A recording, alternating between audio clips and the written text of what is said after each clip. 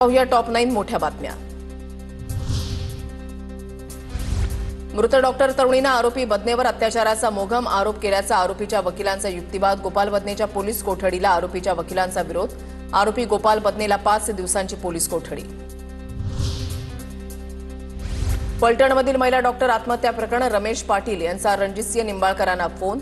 Doctor महिलेला न्याय मिळाला नाही तर तुम्ही फटके खाणार अशी धमकी।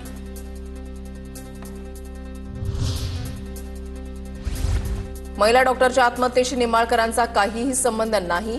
फलटण दौऱ्यामध्ये मुख्यमंत्री देवेंद्र फडणवीसांनी आरोप फेटाळले। प्रत्येक गोष्टीमध्ये राजकीय भूमिका सहन करणार नसल्याचा इशारा।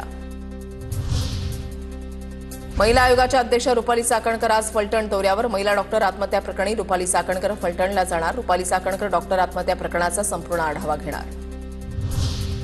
केंद्रीय गृहमंत्री अमित शहा आज मुंबई दौऱ्यावर। शाह सह्याद्री अतिथीगृहामध्ये सर्वपक्षीय नेत्यांसोबत बैठक घेणार। ठाकरेंच्या शिवसेनेचा आज मुंबईमध्ये निर्धार मेळावा। आदित्य ठाकरे मतदार याद्यांमधील घोळासंदर्भात बोलणार। राहुल गांधींप्रमाणे मतदार यादीतील घोळाचं आदित्य ठाकरे सादरीकरण करणार। शरद पवार यांच्या उपस्थितीमध्ये राष्ट्रवादी शरद पवार पक्षाची मॅरेथॉन बैठका। सकाळी 11 वाजल्यापासून वायवी चव्हाण सेंटरमध्ये शरद पवारांच्या उपस्थितीमध्ये बैठका। थोड्याच वेळामध्ये मनसेच्या केंद्रीय समितीची शिवतीर्थ इथे बैठक। मनसे अध्यक्ष राज ठाकरेंच्या उपस्थितीमध्ये बैठक। बैठकीमध्ये मतदार यादीसह इतर बाबींवर चर्चा होणार। एका वर्षामध्ये पुन्हा मंत्री बनणार, त्यात काही किंतु परंतु नाही। माजी मंत्री आणि अजित पवारांच्या राष्ट्रवादीचे नेते धर्मराव बाबा आत्राम यांचं गडचिरोलीमध्ये विधान।